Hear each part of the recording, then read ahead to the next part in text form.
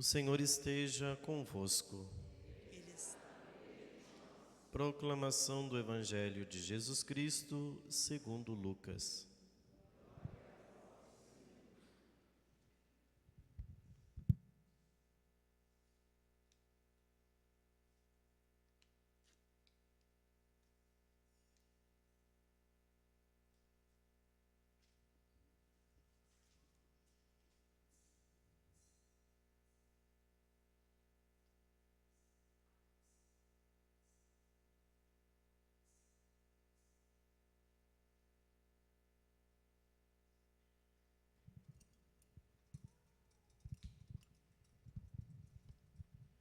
Certo dia, Jesus estava rezando num lugar retirado, e os discípulos estavam com ele.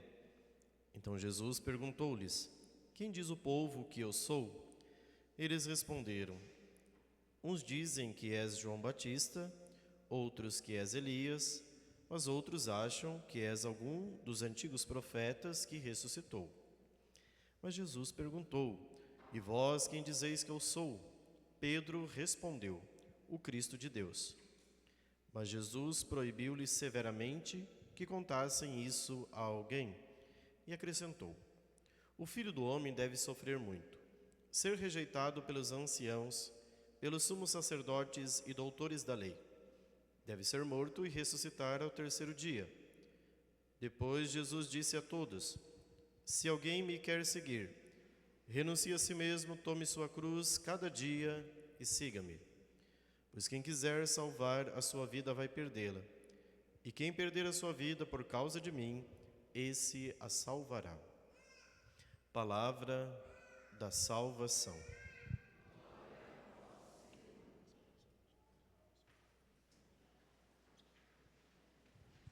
Peçamos a intercessão da soberana Virgem Maria. Ave Maria, cheia de graça, o Senhor é convosco. Bendita sois vós entre as mulheres, e bendito é o fruto do vosso ventre, Jesus. Santa Maria, Mãe de Deus, rogai por nós, pecadores, agora e na hora de nossa morte. Amém. Nossa Senhora, Rainha dos Anjos. Queridos irmãos, nós retomamos com a Igreja o tempo comum. Nós estamos celebrando hoje o 12º domingo do tempo comum. Então nós iniciamos a segunda parte do tempo comum. A primeira parte foi lá no início do ano, logo depois das festas do Natal. Quando nós iniciamos a Quaresma, então cessou o tempo comum e demos espaço, a Igreja, a liturgia dá espaço ao tempo da Quaresma, que se seguiu durante 40 dias com a Semana Santa, e depois iniciamos o tempo pascal, que se seguiu mais 50 dias, até culminar a 2 semanas com a solenidade de Pentecostes, quando coroamos o tempo pascal. No último domingo celebramos a solenidade da Santíssima Trindade, então agora a Igreja retorna até novembro o tempo comum. Por isso a Igreja se reveste com a cor litúrgica verde, para recordar que é o tempo de semear, é o tempo de plantar, de fazer frutificar a nossa vida cristã. E não somente isso, o tempo comum, ele é o tempo ordinário, diríamos basicamente, o dia a dia da vida cristã. É aquilo que consiste nas lutas que enfrentamos, nas batalhas que travamos, nos desafios que enfrentamos na nossa vida. E não há melhor texto para nos colocar dentro do tempo comum do que o Evangelho de hoje, que é a confissão, a profissão de fé do apóstolo São Pedro. Depois de um longo caminho que Jesus fez com seus discípulos, Jesus está caminhando, e segundo o Evangelho de Lucas, nós já estamos no capítulo 9, entre os prodígios que Jesus já realizou, chega num determinado momento em que Jesus faz uma pergunta para os discípulos. Inicialmente é uma pergunta sobre o senso comum, isto é, o que as pessoas estão dizendo a respeito de Jesus. Qual é a opinião das pessoas? Uma espécie de censo. Vamos saber o que o povo está falando a meu respeito, a respeito daquilo que Jesus está realizando através do seu ministério. Então as respostas, na verdade, são respostas nenhuma né, na verdade, das respostas são corretas. Porque as pessoas veem em Jesus um profeta. Então, alguns dizem que é João Batista, Elias ou algum dos profetas. Então, a resposta à pergunta, ela mostra claramente que a compreensão das pessoas acerca de Jesus, ela não está correta. Ela é inexata, porque vê em Jesus um profeta. Quando Jesus se dirige mais especificamente para aquele grupo, isto é, dos discípulos, que estão mais próximos dele, que estão mais na intimidade, estão conhecendo melhor nosso Senhor, é então que Pedro responde dizendo: Tu és o Cristo de Deus. Alguns elementos importantes.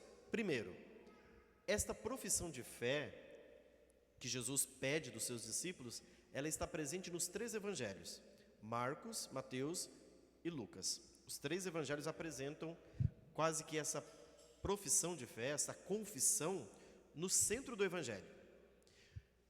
Um outro detalhe importante, Mateus, no evangelho de Mateus, a resposta não é esta que está presente em Lucas. A resposta em Mateus é: Tu és o Messias, o Filho do Deus vivo. Como nós vamos encontrar esse evangelho no domingo que vem, quando celebramos a solenidade do apóstolo Pedro e Paulo. É o capítulo 16 do evangelho de Mateus. No evangelho de Marcos, só diz que ele é o Cristo.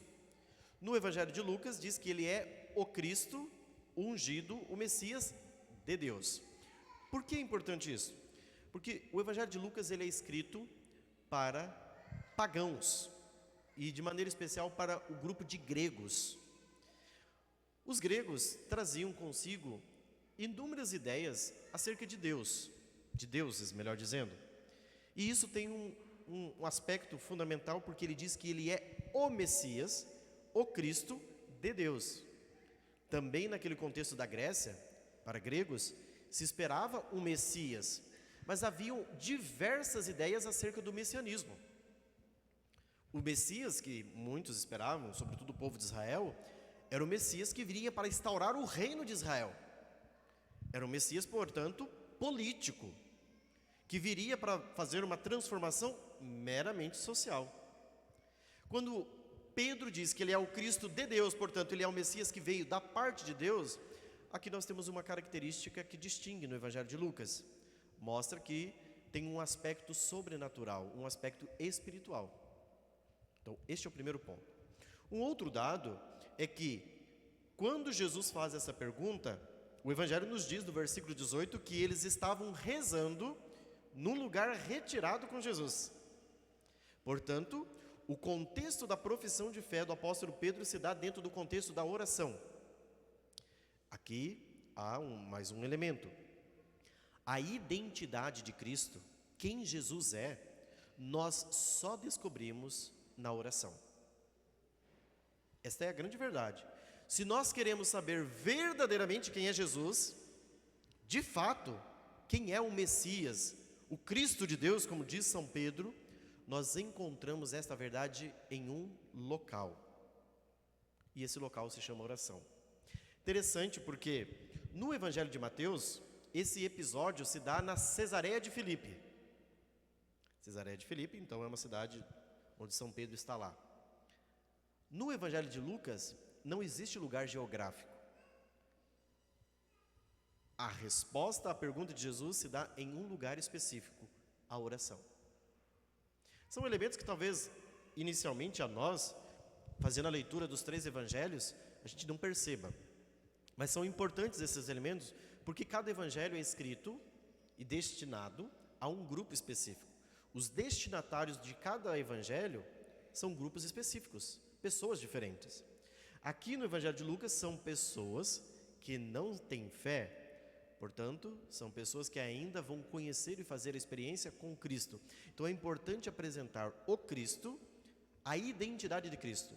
E esta identidade se alcança em um lugar específico, a oração. Na segunda leitura, São Paulo escrevendo à comunidade dos Gálatas, São Paulo diz que todos aqueles que foram batizados em Cristo são revestidos de Cristo. E como nós podemos chegar a esta realidade? de revestir-se de Cristo? Número 1, pelo batismo. Mas São Paulo apresenta um outro elemento. Vós todos sois filhos de Deus pela fé em Jesus Cristo. O instrumento que nos faz conhecer a identidade, quem é a pessoa de Jesus, é a fé. A fé se adquire por um instrumento chamado oração. Olha, talvez isso precise ser mais aprofundado por nós, para a gente acionar o intelecto, porque a fé se dá no intelecto, as verdades da fé são manifestadas na inteligência. O que Jesus quer ensinar? Nós só podemos conhecer verdadeiramente a pessoa de Cristo, a sua identidade, aquilo que Ele é, se nós possuirmos a fé. É a fé que gera o Cristo em nós. Não existe outro instrumento para você gerar Cristo dentro de você, ou seja, para você ser revestido de Cristo. O instrumento que gera Jesus dentro de você é o assentimento da fé. Por isso, o pedido da fé deve ser um pedido constante na nossa vida. Pedir ao Senhor que nos dê mais fé, para que nós possamos conhecer mais a pessoa de Cristo. Mas o Evangelho não para por aqui.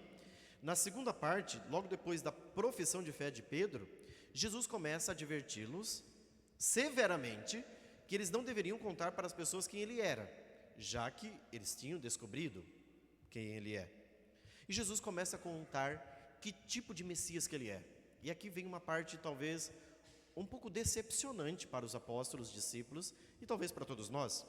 Jesus começa dizendo assim, versículo 22, o Filho do Homem deve sofrer muito, ser rejeitado pelos anciãos, pelos sumos sacerdotes e doutores da lei, deve ser morto e ressuscitar ao terceiro dia. Vejam, o Messias que se esperava era evidentemente um Messias que tinha poder, um Messias que viria para ser o vencedor. O que Jesus apresenta aqui no Evangelho, objetivamente, é um Messias fracassado. Olha, o Filho do Homem deve sofrer muito, ser rejeitado, ser morto e pronto. Acabou, fracassado numa cruz. Isso é o Messias, o Cristo de Deus. Então isso é, na cabeça de qualquer ser humano, a ideia do fracasso total. Por quê? Porque numa mentalidade mundana e pagã, quem é vitorioso? O vitorioso é aquele que obtém poder. O vitorioso é aquele que tem sucesso. O vitorioso é aquele que é aplaudido. No mundo virtual, o vitorioso é aquele que tem mais like, curtidas. Este é o vitorioso. Por quê? Porque ele é visto. E não é aquele que obtém a experiência do fracasso. Então veja, a nossa cabeça está permeada de mundanismo. Aí Jesus, para fazer o arremate final desta bela ópera, ele termina dizendo o seguinte, e aqui nós entramos em lições práticas para a nossa vida. Depois Jesus disse a todos, se alguém me quer seguir, veja, o se é condição, é uma condicional, ninguém está obrigado, ninguém é obrigado a seguir Jesus, segue aquele que quer. Mas, no entanto, se você se colocou a seguir Cristo, você não pode escolher mais o jeito que você vai viver. Você entregou sua vida nas mãos dele. Pronto. Se alguém quer me seguir, você quer? Então vamos lá. Lição de casa. Número 1. Renuncie a si mesmo. Número 2. Tome a sua cruz cada dia. Número 3. Siga-me. Basicamente é isso. Ninguém está obrigado. Segue quem quer. Mas vamos ver, aprofundar um pouco mais essas realidades. É verdade que vir à igreja todos os domingos não indica que somos seguidores de Cristo. Talvez nós tenhamos a ilusão de que, vindo à missa todos os domingos, nós estamos seguindo Jesus. Depende. Você tem um aspecto de fé litúrgico, mas a pergunta é, como que se caracteriza a sua vida moral? E diria mais, como caracteriza-se a sua vida de fé. Aquilo que você crê deve ser uma resposta à sua vida. Então, vamos lá. Se alguém me quer seguir, número 1, renuncie a si mesmo. Em que consiste a renúncia a si mesmo? Queridos, esta talvez é a parte mais difícil do ser cristão. Eu diria que dentro do Tratado da Teologia Espiritual, que é um tratado dentro da teologia, o renunciar a si mesmo é a parte mais dolorosa. Porque o renunciar a si mesmo consiste em, outras palavras, negar a si mesmo. Em outras palavras, para que seja cada vez mais compreensível ao nosso intelecto, é o morrer para si mesmo. Em outras palavras, para que fique mais compreensível, é matar as suas vontades. É não deixar que a minha vontade seja soberana na minha vida. E isso não é fácil. Sobretudo quando nós estamos enveredados num mundo passional, isto é, no mundo das nossas paixões, e nós somos totalmente imersos nessa porcaria. Mais difícil ainda. Por quê? Porque uma pessoa que está imersa no mundo passional, ou seja, das suas paixões, ela não consegue ver um palmo na frente do seu nariz. Aí você vai e fala um negócio desse, você impacta a vida dela. Mas como? Aí a gente fica usando subterfúgios ridículos, né? Ah, mas Deus é misericórdia, a gente não precisa fazer tudo isso, né? Onde está o amor de Deus? Aí vem as pessoas, daí todo mundo banca uma de teólogo, né? Para dizer que Deus é amor e tentar definir o que é basicamente, especificamente o amor de Deus. Mas aí você vê que Jesus objetivamente diz que, olha, o Cristo deve sofrer muito, ser rejeitado, o Filho de Deus deve passar por tudo isso. Logo você, tão maravilhoso e tão belo, vai ser diferente do Cristo, né? Paulo disse que se no batismo você foi revestido do Cristo, você está associado à vida dele. Portanto, você deve ser herdeiro da promessa de Cristo. E qual é a herança que você vai receber de Cristo? A vida dele mesmo. E a vida dele mesmo, vivida nesse mundo, não corresponde objetivamente com esta ideia que você tem de amor. Corresponde à ideia que a Sagrada Escritura apresenta do amor. E o amor, o que é? O amor veio nesse mundo e morreu numa cruz, ponto. Isso é amor.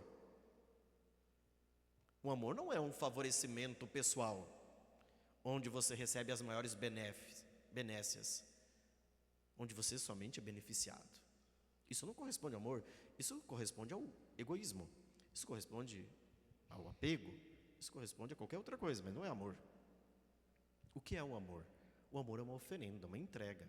Então, se você quer seguir Jesus, número 1, meus irmãos, e essa parte, como eu disse, é a mais dolorosa, a renúncia de si mesmo. Como têm sido as minhas renúncias? Ou melhor, quais são as nossas renúncias diárias? O que você tem renunciado? Mas não somente renunciar por renunciar. A renúncia tem que ser condição por causa de Cristo. Se alguém quer me seguir, então você vai ter que começar a renunciar a si mesmo, a negar a sua própria vida. Porque daí Jesus apresenta no final um paradoxo, né? Quem quiser salvar a sua vida, vai perder. Mas quem perder a sua vida por causa de mim, vai salvar. Isso é um paradoxo. Você quer a vida, salvar a vida, você acaba perdendo a vida. Você perde a vida por Cristo e ganha a vida. Isso é uma realidade paradoxal. Quem tentar salvar a sua vida, né, nesse mundo, vai terminar perdendo. É o próprio Jesus que diz, né?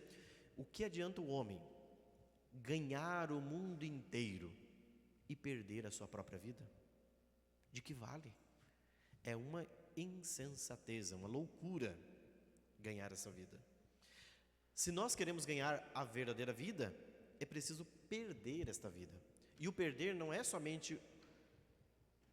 porque a gente vê esta parte da renúncia como uma parte negativa, né? Nossa, mas eu só perco, eu não ganho, né? Então eu tenho que renunciar, eu tenho que perder. Nossa, mas meu Deus do céu, a gente não ganha nada com isso, né? Então por isso que o seguimento de Jesus não é uma coisa evidentemente fácil. Se não houver uma experiência com Cristo, e essa experiência se faz na oração, é uma insensatez, é uma loucura, é uma aberração jogar essa vida fora. Agora, se você encontrou-se com Cristo e sabe quem é Jesus, você sabe quem é a identidade de Cristo, Ele é o Messias, o Cristo de Deus, então vale a pena. Porque você conheceu aquele que é, que era e que vem. Você fez a experiência com o Todo-Poderoso. Aí vale a pena arriscar a vida e perder a vida.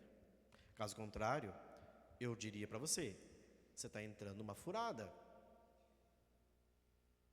Mas para isso, meus irmãos, é preciso se retirar com Jesus na oração, conhecer a identidade de Cristo para a gente assumir isso daqui, para a gente renunciar a si mesmo. E como é difícil a renúncia de si mesmo. Como eu lhes dizia, já disse por 2 vezes, é a parte mais dolorosa do ser cristão, é o renunciar a si mesmo. Mas não para por aqui. Jesus diz: tome sua cruz cada dia. Aqui, a cruz não é um evento extraordinário. Porque às vezes a gente pensa, mas qual vai ser a cruz? E é assim, precisa ser uma cruz que venha do céu, num evento estupendo, extraordinário. Não. A cruz, ela se manifesta na nossa vida no ordinário. Ninguém precisa ser insensato, louco, de ficar procurando cruz. Deixa eu procurar qual que é a minha cruz hoje, né? Não. Talvez basta você abrir o olho e olhar para o lado, ela está do lado do seu lado, né? Isso aí, pode ser. Mas a cruz, ela se manifesta de muitos modos. Ela se manifesta num problema, numa adversidade talvez financeira. Talvez se manifesta em problemas de saúde. Talvez se manifeste em problemas familiares. Você está com um baita de um problemão, seu filho enrascado no mundo das drogas, não sabe o que faz. Padre, me ajuda. Padre, eu não sei se eu vou lá, se eu faço aqui, se eu levo no psicólogo, no psiquiatra, no enfermeiro, se eu amarro, se eu prendo, se eu... Enfim, vamos ter que aprender a viver com a cruz, até que essa criatura se abra docilmente e consiga perceber que ela está lascando a vida dela, está jogando no lixo a vida dela. Mas é uma cruz. Nenhum pai, eu tenho certeza, que deseja ver seu filho seguindo um caminho, mas é uma cruz dolorosa que é preciso abraçar. Mas qual é o problema? Nós temos 2 problemas básicos para enfrentar a cruz. De um lado, nós queremos fugir da cruz. Então as pessoas querem soluções rápidas para resolver os problemas delas. E isso a gente vê em muito seio religioso, muito seio de igreja, né? Hoje vai ter uma missa lá, as intituladas missas de cura e libertação, né? Uma missa de cura e libertação que vai resolver tudo isso, né? Olha, primeiro que a igreja não concorda com isso, porque tem um documento, eu já li numa catequese aqui da CNBB, que a igreja é totalmente contra essa realidade, né? Mas aí isso chama massas, né? Porque as pessoas querem soluções rápidas para os seus problemas. Há uma missa para arrebentar as correntes da depressão, né? Nossa, vamos lá que hoje nós vamos ter uma missa baguá que vai nos resolver todos os problemas. Veja, as pessoas querem soluções rápidas para as coisas. E as coisas que verdadeiramente valem a pena custam muito. Não é rápido, instantâneo. E eu não estou dizendo com isso, em contrapartida, que Deus não pode operar a graça, o milagre. Deus é Deus e Deus não está preso a um sistema. No entanto, nós, seres humanos, queremos soluções rápidas. Esse é um primeiro problema. Do outro lado, nós temos um segundo problema. As pessoas fogem da cruz. Do outro lado, as pessoas murmuram contra a cruz. A cruz se manifesta e a gente se rebela. Se rebela contra Deus porque, olha, eu tenho feito tudo certinho, padre. A gente ouve isso. Tenho feito tudo bonitinho. O outro lá, vizinho, que não faz nada certinho, lá vai tudo bem. Aqui do lado de cá, só na merda. Padre do céu, o que Deus está querendo de mim? Deus está querendo que você aprenda a amar a cruz, só isso. Aprenda, abraça a cruz e ama. Não murmura, mas aí a gente fica lutando contra a cruz. Não, mas eu não posso, porque eu estou sendo fiel ao Pai. Então agora o Pai tem que me honrar. Deus precisa me honrar com a minha fé. Deus não tem que honrar ninguém. Honrar a fé de quem? Nós. Quem somos nós? Então, meus irmãos, esse é um segundo dano de não termos a docilidade de aceitar a cruz. E vamos ser sinceros, quando a cruz pesa sobre os nossos ombros, o que nós fazemos? Nós esperneamos, não é verdade? A gente bate o pé e diz, mas por que eu? Logo eu, tão eu, né? Eu que sou tão maravilhoso, tão fiel aos projetos do Pai, tenho feito tudo tão diligentemente, vou à missa todo domingo, rezo o terço, adoro o Santíssimo na quinta, confesso a cada 15 dias, que belezinha que eu sou, nossa, olha, e agora Deus está pesando a sua mão sobre mim. Isso não acontece no mundo dos mortais? Talvez aqui em Bandeirantes nós estamos tão dóceis à graça do Espírito, que isso acontece só lá na Patagônia, né? Mas aqui não. Meus irmãos, nós muitas vezes nos acovardamos diante da cruz. E de fato, se nós formos olhar objetivamente, nós não damos conta da cruz. Porque a cruz é dolorosa. Sem a força, sem a graça divina, nós não conseguimos. Nós não resistimos. E é por isso que nós estamos aqui, para pedir, Senhor, dá-me a graça de tomar a cruz de cada dia. A cruz que o Senhor vai dar amanhã e que eu não sei qual é. Se prepare que amanhã vai ter uma surpresa. Se não vier amanhã, uma pesadinha, vem uma simplesinha que é básica de todos os dias, pode ser que na terça chegue. Se não chegar na terça, pode ser que chegue na quarta. Se não na quinta ou na sexta, mas em breve chega. Então fique pedindo, Senhor, me livre da cruz. Não me permita que eu... Não, isso é uma tentação satânica. Tanto que quando Pedro disse isso ao nosso Senhor, né? Senhor, que Deus não te permita esta cruz. Quando Jesus começa a anunciar a paixão no Evangelho de Mateus, Jesus olha para São Pedro e diz uma das palavras mais duras que ele dirigiu a uma pessoa humana: afasta-te de mim, Satanás, porque tu não pensas como Deus e sim como os homens. Se essa cruz Deus quer me dar, eu vou abraçá-la, porque eu vim para fazer não a minha vontade, disse nosso Senhor, mas eu vim para fazer quem? A vontade do Pai que me enviou. E a vontade do Pai que me enviou é que eu não perca nenhum daqueles que Ele me deu. Então, para que eu não perca, eu vou fazer a vontade do Pai. E se a vontade do Pai é que eu abrace a cruz, bora lá. Vamos abraçar a cruz. Então são duas tentações, meus irmãos, péssimas e trágicas na nossa vida. A tentação de fugir da cruz, a tentação de murmurar contra a cruz. Então não murmure, aceite a cruz. Diga, Senhor, dai-me força, porque eu não tenho condições psíquicas, emocionais, físicas e espirituais para conseguir suportar. Mas Tu, que és meu amigo, vem em socorro da minha fraqueza. É o que São Paulo diz na carta aos Coríntios, né? Pois é na fraqueza que a força se manifesta. É quando eu me sinto fraco, é então que eu sou forte. Mas eu sou forte sozinho? Não, eu sou forte nele. É Ele que me sustenta. É Ele que me dá asas para voar. Porque por mim mesmo eu não tenho forças. E por fim, terceiro, é só seguir Jesus. Renúncia de si mesmo, tomar a cruz de cada dia e segui-lo. Que nós sejamos dóceis à graça de Deus, que na vida de oração nós possamos encontrar a marca, o selo, para termos de fato uma experiência com Cristo, encontrando a identidade dele na nossa vida de oração e podendo assumir estas três condições que são básicas para seguir Jesus. Como eu dizia, ninguém está obrigado a seguir Jesus, mas uma vez que você se colocou no seguimento de Cristo, prepara-te. É isso que o livro do Eclesiastes diz no capítulo 2. Filho, quando entrares no caminho, no serviço do Senhor, prepara-te para a aprovação. Então, é um aviso. Então, se você quer entrar, você não está obrigado. Mas tomou a decisão de entrar, então prepara o lombo, né?